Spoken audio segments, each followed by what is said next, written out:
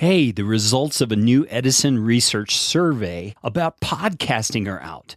In today's episode of Podcastification, I'm going to go through those findings and talk about what it means for you and your podcast.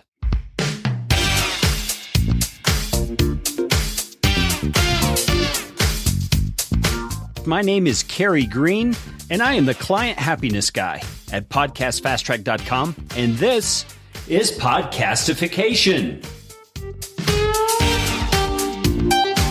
This show is all about podcasting.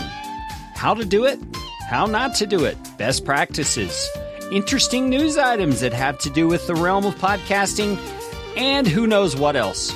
And I'm trying to do it all with a little bit of fun and some information to help you get a show going, keep yours going, or make it better.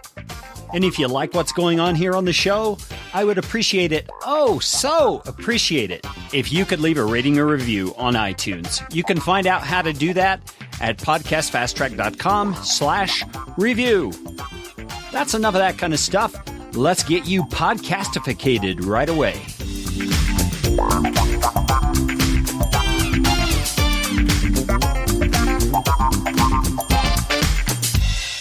In January and February of 2015, Edison Research and Triton Media did a national telephone survey of 2,002 people.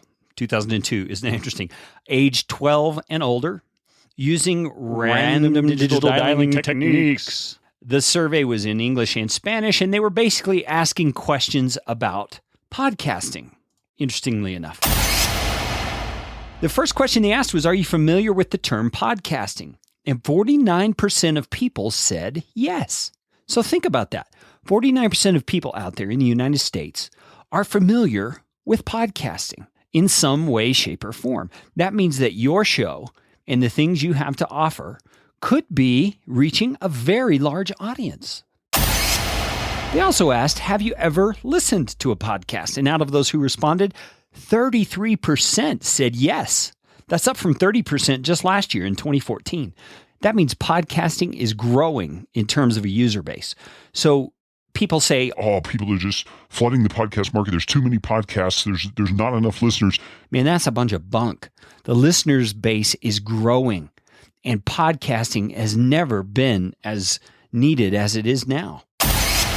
They also asked, have you listened to a podcast in the last month? And 17% said yes. 17%. Isn't that amazing? That's up 2% from last year's answer. So what does that mean? Again, the listener base is growing. People are becoming more aware of podcasts, and now with Spotify offering podcasts as well, you know it's just going to go up from there. This is a great opportunity for you to get your message out. Part of the survey also was to figure out, is it men who listen to podcasts predominantly or women? And guess what? It's a 50-50 split. There is no difference. So whether your niche audience is primarily women or men, it doesn't really matter. You can reach your demographic in terms of gender through podcasting. It's an equal opportunity media outlet. And one of the most interesting things that I found in this survey is that they asked about household income of those who were podcast consumers. So that means people who listen to podcasts. And the base salary range of which the respondents said their household income falls is $75,000, and it just goes up from there. So what does that mean? That means the podcast listener, the average podcast listener, comes from a pretty well-off home in terms of income. They're not lower class, they're middle class and up. And that means there is plenty of opportunity for you to hawk your wares, to sell your products, to make your brand known to people out there. And they actually have the income to support what it is you have to give. So I want to encourage you, man, get in on that. Start thinking, how can you provide value to those listeners in the form of courses or ebooks or books or products or services or whatever? Podcast consumers are fairly affluent. There was also a question in the survey about education levels of podcast listeners, and this one blew me away. 31% of them have some form of graduate degree or advanced training. 24% have a 4-year college degree, and 29% have 1 to 3 years of college. I'm telling you, you're talking to a fairly educated group of people who are podcast consumers. And what does that mean for your podcast? Well, one of the things I take out of it is that your podcast needs to be professional. You need to think about things like editing and audio quality. You need to think about the kind of things that a more educated consumer is going to value, because those are the people, by and large, who are consuming podcasts. And in order for yours to compete with all those that are out there, you're going to have to be top notch. So I would encourage you, do your best to think that through. What can you do to up the quality level of your show?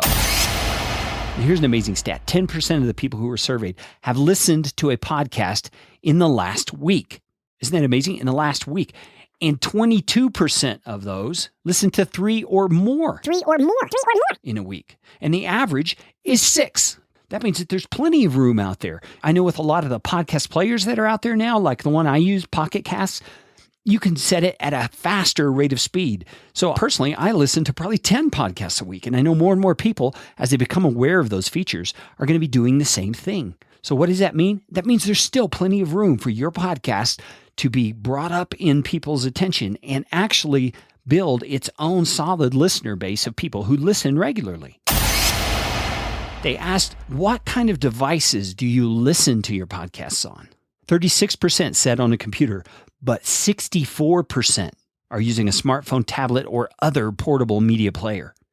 That means, man, podcasting is growing by leaps and bounds, not just with people sitting at their desk, but it's when people are running. It's when people are exercising. It's when people are driving. They are reaching into the podcast world to bring information into their lives. So here's what I would say. Start thinking about how podcasting works on a device like that, a smartphone or a tablet. Look at some of the podcast players and see what features they have. Then begin mentioning those features in your podcast episodes. For example, did you know you can share this episode if you're listening on a smart device? You can do it right now. On Pocket Cast, there's a function of doing that. So the point is, you need to think through how can you promote your podcast using the actual devices your listeners are utilizing. You can do that by figuring out how to encourage them to use the devices wisely.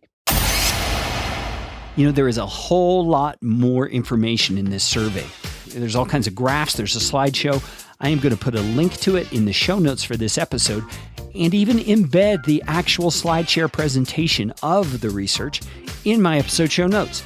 You can find those show notes at podcastfasttrack.com/survey2015. Thanks for listening.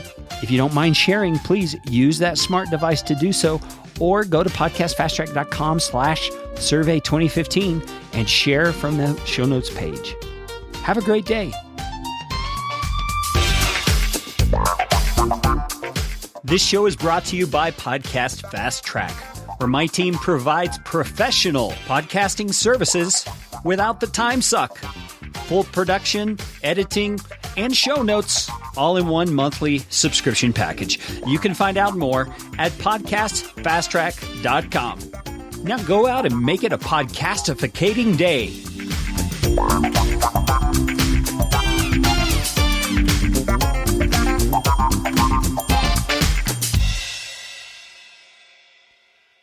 Fine, I'm just gonna relax. I feel weird when I'm in flip-flops. Like I can't go like this, which I like doing that because my legs are short.